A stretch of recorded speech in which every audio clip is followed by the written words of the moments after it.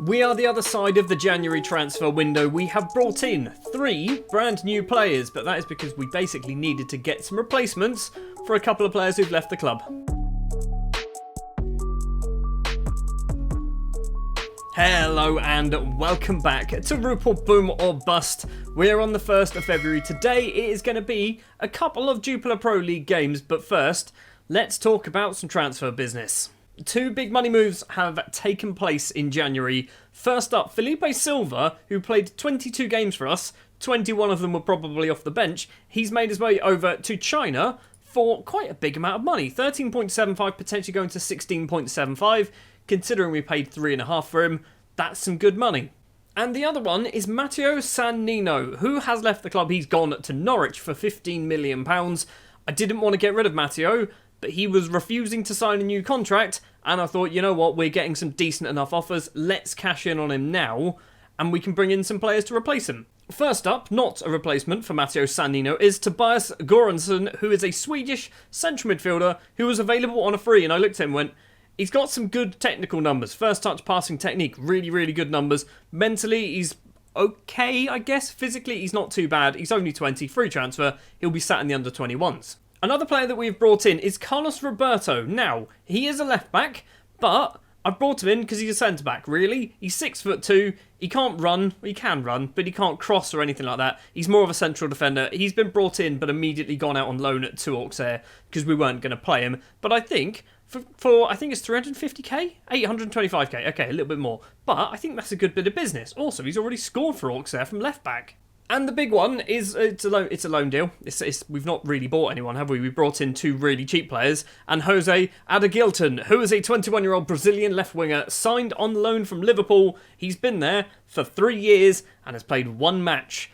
For somebody this good to play 1 game in 2 years, I guess, that's pretty nuts. Actually, he's been there since 2027. Been out on loan a couple of times to the Bundesliga, to La Liga as well. Not really played for Liverpool. We've picked him up on loan. I think for a Sannino replacement, he's pretty much like for like, isn't he? That's not all. There is obviously a whole bunch of other bits of transfer business that has happened. Some players have left the club on permanent deals. We've got rid of Clinton Antwi on a free transfer. He was out on loan, contract expiring, all that jazz. Turunainen going out on loan. Weithine going out on loan. Who else? João Felipe, our third choice goalkeeper. He's left for £26,000. He was refusing to sign a new contract, so he's gone. Fulgencio, another player who I don't think he was ever going to make it at our club, leaving, going to Dijon. And Tariq Alawai going off to Majida Honda, who are our feeder club. Who are they still in the 2nd tier? They're doing all right. They're 3rd. They're doing very good. Still not quite finished with all the admin work. Right, where did we finish off last episode? I think it was Atletico Madrid, wasn't it? I think that's where we ended, and we've gone undefeated, and we've scored a lot of goals. We drew 1-1 with Bruges and 2-2 with Standard. We beat Antwerp 7-0. Bakayoko scoring a hat-trick in this one. STVV we win. Mechelen we win. 5-0 against Zulte Waregem. 3-0 against Beerschot. 3-0 against Oostende. A 2-2 draw against Cercle Bruges. And a 3-0 victory in the Belgian Cup semi-final 2nd leg, which means we are in a Belgian Cup final. The Croaky Cup final, I think that is. Is that the that's the Croaky Cup final, isn't it? And it's going to be Genk. Of course it's going to be Genk. And all of those results mean the league table looks a bit like this. We are currently top of the pile with 4 points. That is all between us and Genk.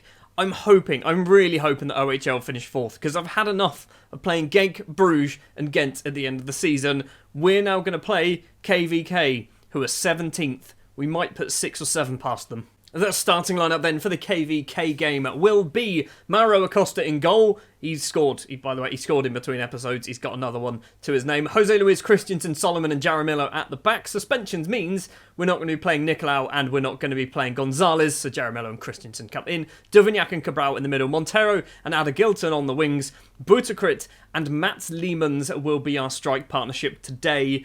Butakrit is good. Although I don't know whether is he good. I don't know. No, I always do this. It's Lukaku. We're playing Lukaku and Mats Leemans. He is going to be making his first appearance for a very long time because he broke his ankle at the very start of the season. He's already scored technically 1 in the cup for us. But yeah, Mats Leemans is returning to the starting 11. Hopefully, he can do us a job. This match should hopefully be a bit of a walk in the park for us, although it has started with a KVK chance. Ada Gilton's controlled this. Maybe it's starting with a Rupel boom chance instead. Ada Gilton's going to run forward with the ball. That's probably why he's not played too many times for Liverpool, isn't it? Corner for Antonio Duvignac to take towards Lukaku. And Romelu Lukaku hits the bar and it goes off for a goal kick. Lukaku is still playing really well for us. Like, I'm surprised. He's 37 years old and he's still doing a job. Another chance from a corner, this time from the left-hand side. It went to nobody. Duvignac collects this ball. Where are you going to go, buddy? Back to Jaramillo. He's gone down like he's been shot. It's not a penalty. Duvignac's going to still go with this ball. He's been tackled as well. And there was no highlight. Oh, go on. Go on. Go on, Acosta. Where are you going to put it? Into the top corner. Doesn't matter where it goes. Mauro Acosta makes it 1-0. His second goal of the season. It's been a while since he's done that on camera. Duvignac with a corner towards Soliman at the front. And the Egyptian central defender makes it 2-0 after 22 minutes. I always forget that Mauro Acosta is taking my free kicks until he steps up and takes one. Even though, at the start of this match, I mentioned that he scored a goal in between episodes. Duvignac with a free kick for us towards Jose Luis. He's gone down. That's going to be a penalty. We do have to find out through VAR first. It is a penalty then. So, who has taken it? Is it going to be... I think it's Lukaku, isn't it? He's going to be stepping up to take this one. Left-footed then for the big Belgian. Where's it going to go? Bottom left. That's where I reckon. It is into the bottom left-hand corner. It's 3-0. And it stays 3-0 at half-time. It has been all Rupel boom, really. KVK have had one shot on target. What do we say here? Sure, I'm delighted. I mean, we're 3-0 up. What more do we want? Duvignac with a corner. Everything seems to be coming from corners. Solomon's there. This time heads just over the bar or wide or maybe both. A lot of our chances seem to be coming from corners. Now, I know I did kind of make sure that we're sticking them on like defenders' heads and stuff like that, which does seem to be working by the looks of it. On the hour mark then, we're going to do ourselves a change. I'm thinking we are going to bring off Matt Sleemans. He's obviously been injured for like 7 months, so we don't want to give him a full 90 because he's probably going to, I don't know, fall asleep or something like that. We're going to put on Georgiev. Georgiev doesn't get a lot of football. We're also going to do Celson Barros for Jose Luis. I keep saying this before about Christensen and players like that. Barros is another good youngster who needs to get some first team football. Solomon's there. Back post is Christensen. It's 4-0. Did I say we might win this one 6 or 7-0? So we've still got 2 more goals to go at least. Georgiev with a free kick from well outside the area. It's found its way onto Mohammed Soliman's head. It's 5-0. Soliman's got his second of the game. Is he going to get himself another hat-trick on camera? That'll be good.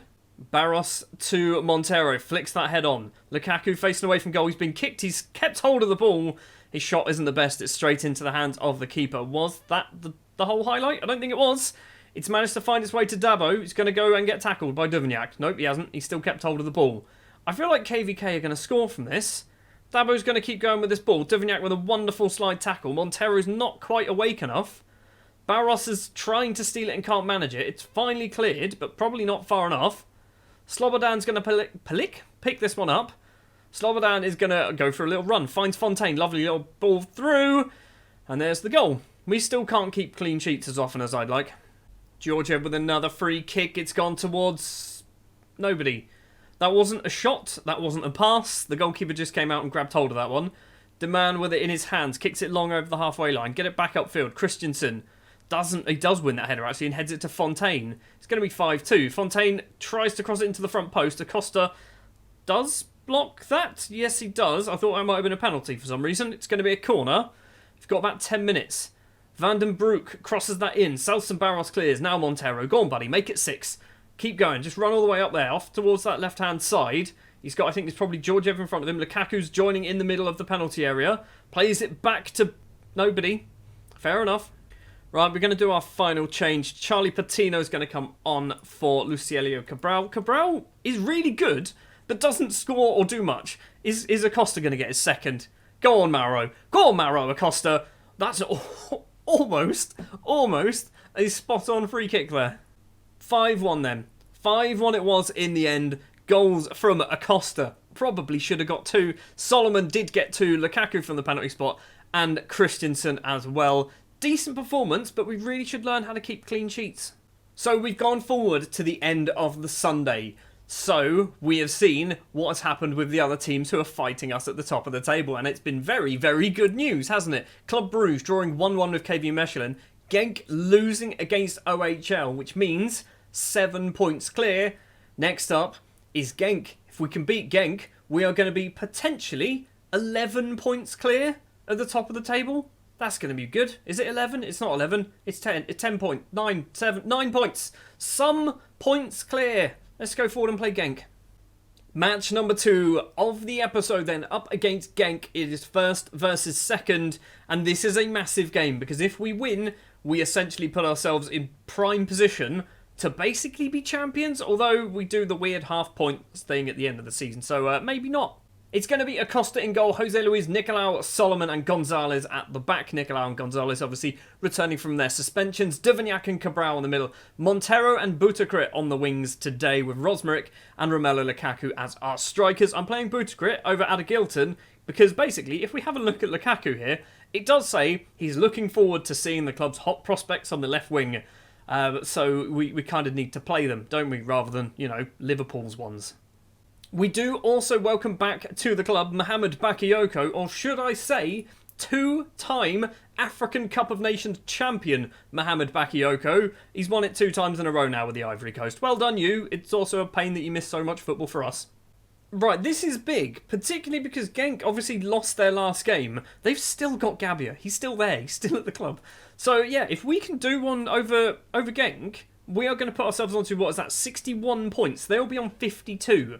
That is a 9-point gap. They'll be on 51. It'll be a 10-point gap because Club Bruges also lost a game as well. Not sure who against. Boutakrit with a free kick for us after 14 minutes. Who was that to? Perrin's going to run forward with this ball. He's being chased every single step of the way by Jose Luis. Perrin's going to keep going though with it. Is it Jose Luis? It might not be actually. Plays it back to Liberato Casase. Borja in the penalty area. Fadzili. He's lost out to Cabral and Duvignac can just smash the upfield towards Lukaku. It's going to come straight back towards us though. Kuoto to Pozo on that right hand side. He's got Gonzalez with him. Somebody steal this ball away. I'm worried. There's a goal happening here. Boutakrit or a red card. That's also an option, I guess. Souza with the ball inside our half. Borja controls it. Not very well, but still holds on to it. Casase runs into the penalty area. He's going to go for goal. Hits the outside netting. Wasn't really worthy of a highlight, that, was it? Quoto to Emmers, who has just come on the pitch because I think Pozo has gone off injured. Every time we play one of the big teams, on camera, this happens. Off camera, we'll put 6 past them. We didn't look at the maths if we lost this game, did we? It's going to be a 4-point gap if we lose this game, rather than a 10-point gap. That's a big swing. This is what you'd call a 6-pointer. Half-time, we are 1-0 down. We are not doing much at all, so we'll give him a little bit of a shout, not too much of a shout. Boutakrit's coming off. I mean, I put faith in you, buddy. I put absolute faith in you. You're on a 6.2. Adagilton's coming on. There are some players that we have that just work on the wings and some that really don't. Boutakrit, I think, is one that really doesn't. Soliman works on corners by the looks of it. That's his 3rd goal of the episode. It's 1-1. Duvignac, stick it on Soliman's head again. Stick it on his head. He has not managed to find him. It's gone back to the corner taker, though. He's going to run into the area. He's tried to cross. It still holds on to the ball. It's found its way to Rosmeric. Back to Soliman. And Soliman's got his 4th goal of the episode. His 10th of the season. His 2nd against Genk. What is going on? Is he actually really good at, finishing or something? What is... Soliman? Soliman is...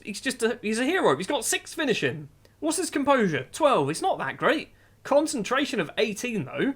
Mohammed Soliman is arguably one of our best players, isn't he? He's also scored 10 goals now. He's actually scored 10 goals in 20 league games. Duvignac's corner comes in. Soliman's got himself another hat-trick. That's 5 in this episode.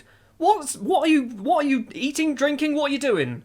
Soliman, what is going on with you, buddy? You've scored 2 hat-tricks from centre-back. I feel like I need to put on play for set pieces. Am I doing play for set pieces? I feel like we need to. We're not even playing for set pieces. Let's get on that. We seem to be really good at those. Right, we're also going to do Montero coming off for Georgiev. Georgiev wants to be getting first team football. I keep not doing it, so yeah, we're going to give him a chance on the right-hand side today. Since we've done those changes, we've done very little. In fact, no highlights whatsoever. We might need to look at doing another substitution. We've got 4 minutes. We've got 4 minutes of injury time. What do we do here? Let's give Lehmans a few minutes. Bring him on for Lukaku. maybe something's going to happen. Maybe playing for set pieces wasn't a good idea. Duvignac with a corner. Is it going to be Soliman's fourth? It's a header clear. Duvignac's going to pick this one up. Soliman collects. Go for goal from there, mate. You're on fire. It's gone back to Nicolau. Jose Luis with this. To Georgiev. Play it through. Or on the spin. Fine, go for that. Hits it over the bar. This is going to be a massive, massive victory. It is 3-1. It is the Mohammed Soliman show. Another hat-trick for the Egyptian centre-back. Not only was that a hat-trick, that was a hat-trick in 7 minutes. For a centre-back, a hat-trick in 7 minutes. 10 points. 10 points clear after 24 games. We've still got a reasonable amount of league action to go, I think. So, what was that? 1, 2, 3, 7, 8, 9, 10. 10 league games still to play. However, chances are we're not going to see any of them on camera now until we get to the championship knockout group phase thing. So next episode then, you can see it's going to be Milan, and it's going to be Milan for the 5th and 6th time, I think. Maybe even the 7th and 8th time. We've played them a lot.